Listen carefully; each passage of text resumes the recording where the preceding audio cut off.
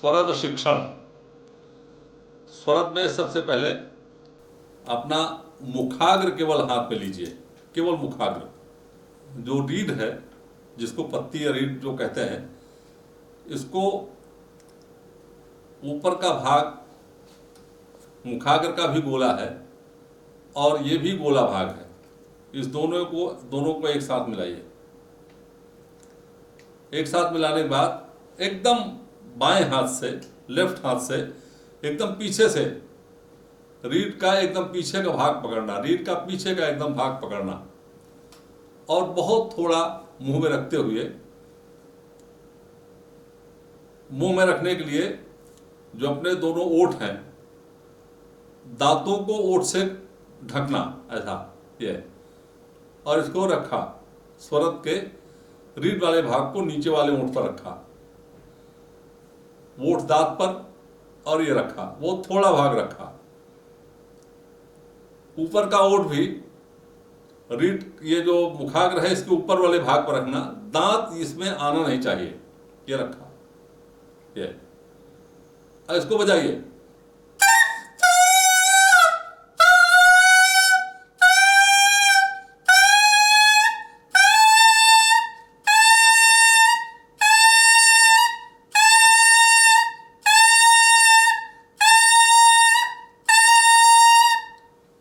फूंकने के लिए जैसे सीटी बजाते हैं या मुंह में कुछ चीज आ गई है उसको निकालते हैं जैसे बाहर, उसी तरह ऐसा करना।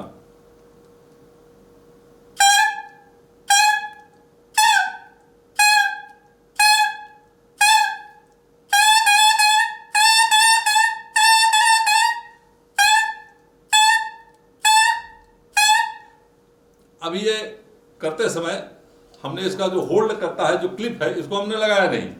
एक बार फिर से देखेंगे।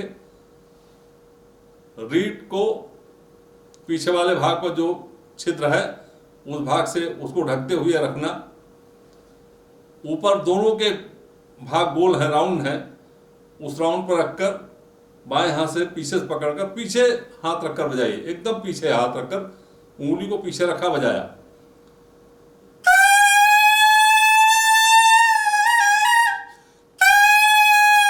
अब कुछ रीढ़ ऐसी हो सकती है जो शायद यहां से न बजे, तो दूसरे हाथ से आगे वाले भाग को दबाइए।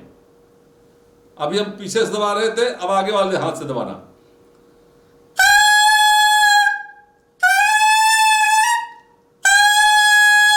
अब इसमें ध्यान में आ रहा है कि अगर आगे हम हाथ रखकर बजाएंगे तो इसका स्वर अच्छा आएगा।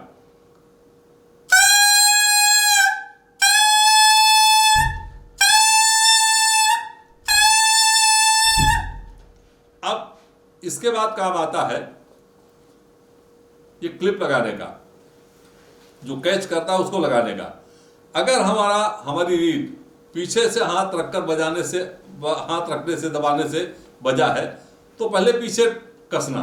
अगर आगे से अच्छा बज रहा है तो आगे कसना। अब अभी हमने इसको लगाया, हमारी रीढ़, अभी जो ये रीढ़ थी, अब रीढ़ लगाते समय ध्यान रखना पड़ेगा कि कभी कभी ये अपने जगह से हट जाता है। ये जो अपनी जगह से हट जाता है, इसलिए इसको ठीक लगाना, अपनी जगह पर लगाना। और अभी ये जो रीढ़ थी आगे दबाने से अच्छी बज रही थी, इसलिए आगे वाले भाग को पहले कसना। पहले जहां से रीढ़ दबाने से पहले बज रही, अच्छी बज रही है, पीछे से बज रही है तो पहले पीछे वाले भाग को कसना, आगे से बज रही तो आगे वाले भाग को कसना। अभी हम इस रीढ़ को आगे वाले भाग से कसते हैं।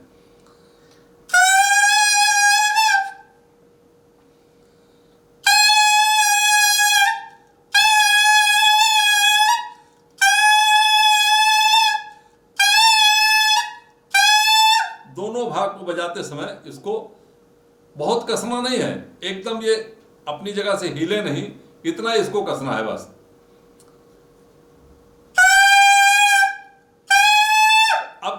अब ये बजाने का अभ्यास करना है।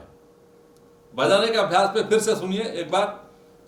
बाएं जो नीचे का ओठ है, नीचे के ओठ से दांतों को ढकना, ऐसा दांत मैंने ढका, नीचे के ओठ दांतों को मैंने ढक दिया, ये रीढ़ को, जिस भाग में रीढ़ है उस भाग पर ओंठ को रखना, ओंठ पर रीढ़ को रखना, दांत के ऊपर ओंठ, ओंठ के ऊपर रीढ़, ये।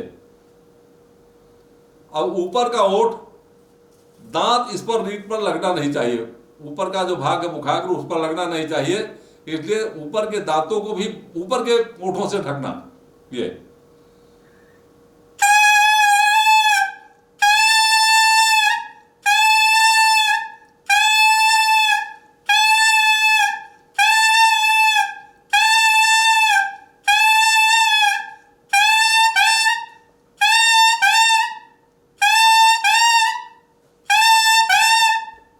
ऐसा बिना केवल मुखाग्र के साथ बजाने का बहुत धैर्यपूर्वक अभ्यास करना चाहिए। कभी कभी अपना गलत अभ्यास हो जाता है तो इस मुखाग्र को हम पूरा मुंह में भर लेते हैं, कभी कभी ऐसा कर लेते हैं।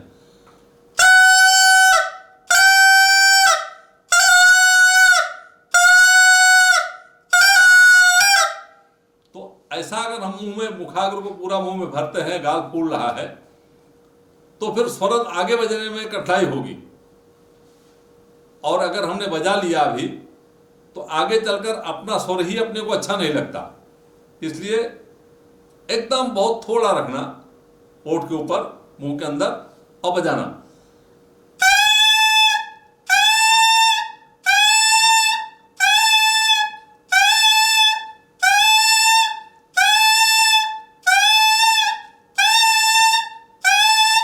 इसका बहुत अच्छा अभ्यास करना चाहिए।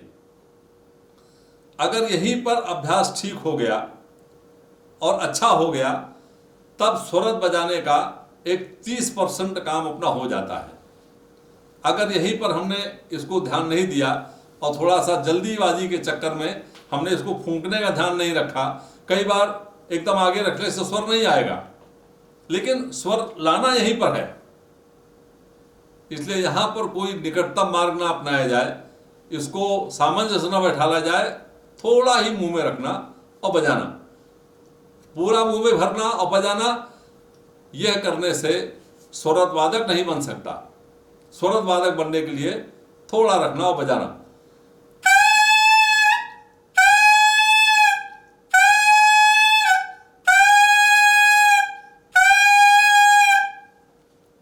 इसका बहुत अच्छा अभ्यास करना।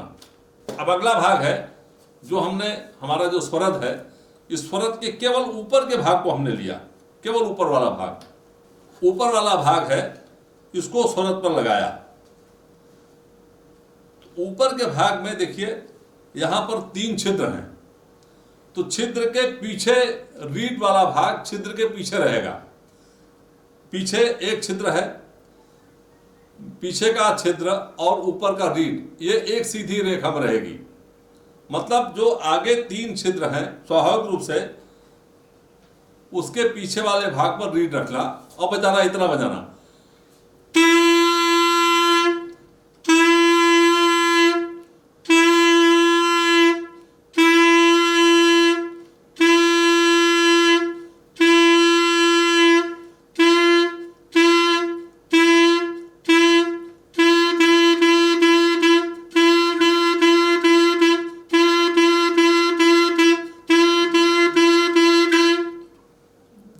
इसका अभ्यास करना। अगर हमने पीछे अभ्यास किया है, रीढ़ को केवल मुखाग्र से अच्छा अभ्यास किया है बजाने का, तो यहां स्वाभाविक रूप से ठीक बजेगा।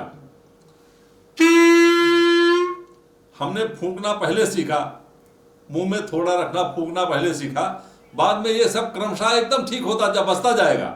अगर हमने पहले गलती किया तो यहां पर समस्या आएगी।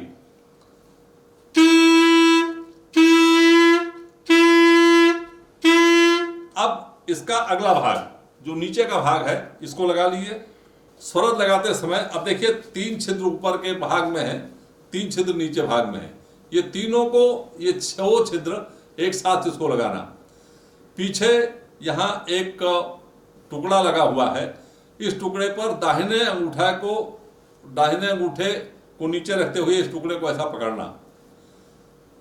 इस स्वरत का भार यही अंगूठा संभालता है।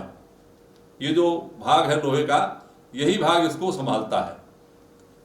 अब ये लिया हमने और बिना किसी उंगली का उपयोग करते हुए केवल फूंकिए।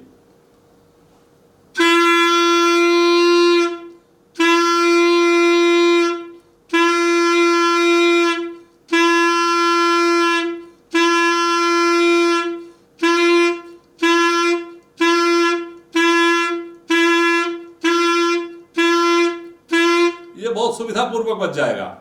अगर हमने पहले ठीक बजाया है, बहुत थोड़ा मुंह में रखा है, मुखाग्र को बहुत थोड़ा रखा है, दांतों का उपयोग मुखाग्र पर नहीं, दांतों को हमने ओठों से कवर किया है, लिप्स से कवर किया है और इसको रखा है। अब ऊपर का जो स्वरद है, ऊपर के स्वरद के ऊपर के भाग को 3 जो छिद्र हैं इसको बंद कर लीजिए। तर्जनी, मध्यमा और अनामिका, इस 3 उंगली से ऊपर के तीनों छिद्र बंद कर दिए। उसके बाद पीछे एक छिद्र है, पीछे का छिद्र, पीछे के छिद्र को भी इसको बंद करना, अंगूठे से बंद करना, केवल छिद्र बंद करना। तो एक छिद्र ये बंद हुआ है और ऊपर के 3 छिद्र बंद हुए हैं। अब इसको बजाना।